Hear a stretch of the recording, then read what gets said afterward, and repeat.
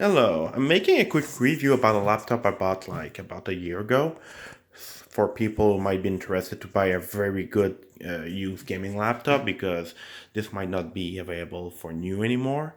And this laptop so far is being great. It's an Asus laptop, a Zephyrus S GM501GS model. First, let's have a look on the top cover. Well, it's a full metal. There's a little logo that lights up when the screen is open. It's actually not RGB. It's like using the backlight of the screen. On the side, right here, you have some port. You have a Type A USB 3.1 right there, and right next to it here you have it's a Type C port, but this is a Thunderbolt port, so that's pretty good for the future. And here you have a exhaust opening, more exhaust opening, more right there, and the other side, more exhaust for the AC adapter for charging, the HDMI port. You also have three more Type A USB 3.1 and the audio microphone jack. The good thing I like about the laptop is having a total of four Type A port for USB, which I like a lot. So I/O is pretty good, but there's one problem. Well, there is no Ethernet jack, so you don't have a built-in gigabit connection. So, well, that's not a deal breaker because for me, on the Thunderbolt port, I just bought a dongle Type C to Ethernet, so it fixed my problem. So, but I would have preferred having a Ethernet port, of course. So I'm gonna turn the laptop around. I'm gonna show you under the laptop. Give me a second. There you go. So the back, the under the laptop is plastic. And as you notice, something kind of unusual, there's no opening for intake. And that's not a design flaw, actually. It's actually pretty nice. Why? I'm gonna turn it back around and we're gonna open it. Alright, there we go. And as you notice, also a very thin laptop, which is pretty nice. It's a very powerful, thin and light. I'm gonna open it. And you're gonna see what I mean. It's kind of hard to open like that position. There we go. As you see, when I open the lid, it's bending the plastic under it to make an opening down here. This is where the intake of fresh air is happening. It's actually, we don't see it very well, but it's exposing the fan down there. So visually, it's a pretty nice design. It's looked pretty nice. And the good thing about it is it doesn't all just look nice. It's also pretty effective to cool off this laptop. Because let's look more closely. That laptop, you have i7-8750H CPU, which like for that generation, like top of the line for mobile chip, for like Gen 8 laptop. And of course, when you look there, you have NVIDIA GeForce GTX 1070, and this is not a Max Q version. This is like a full powered version. So this laptop is pretty powerful for what it is. It's like one of the best thin and light you could get back then.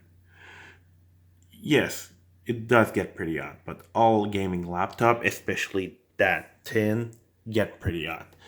But with the cooling system, it's not just like a little gimmicky. It's actually amazing at cooling the laptop.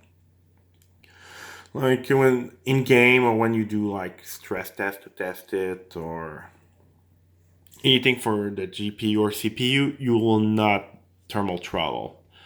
Yeah, over a little while, the heat on the CPU will build up, but you will not like go under the boost clock. You will always be boosting, And yeah, the temperature on the CPU can possibly reach 90 degree, but that is normal for a gaming laptop, especially when it can keep up its performance to the top. And the GPU, I never saw it really go higher than 75.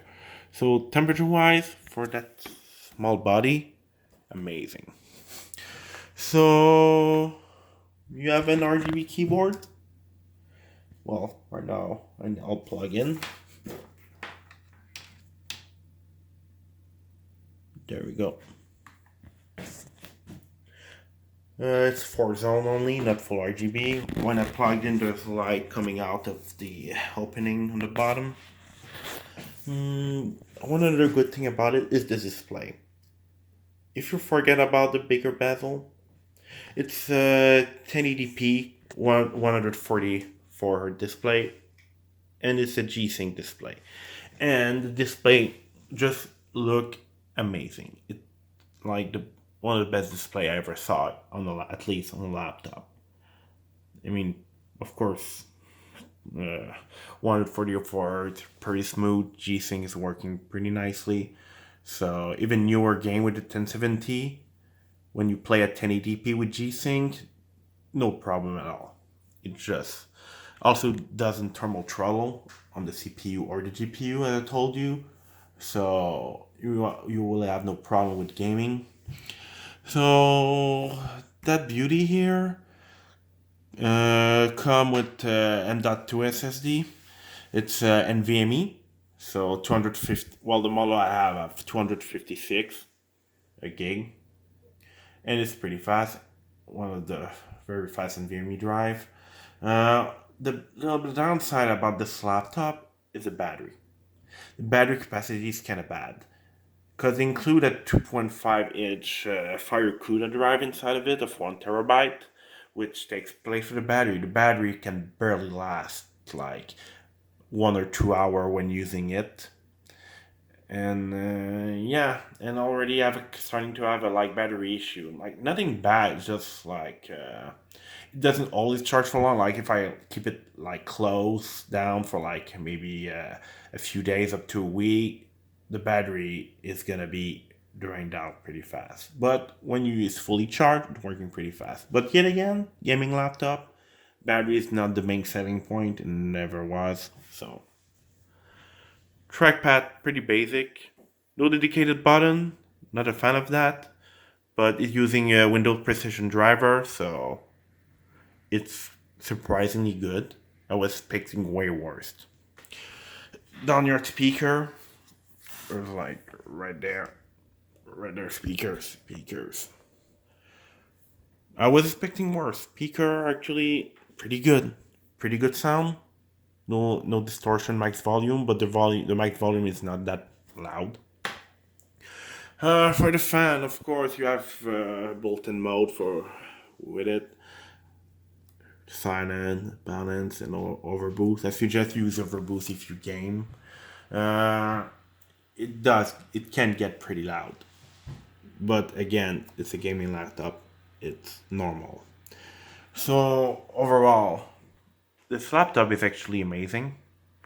I have no issue with it. It still look pretty amazing, pretty slick.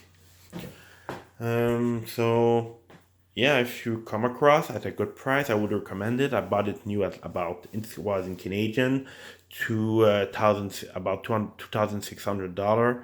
So if you're looking for something like that, gaming laptop, amazing choice. I don't regret the choice I made.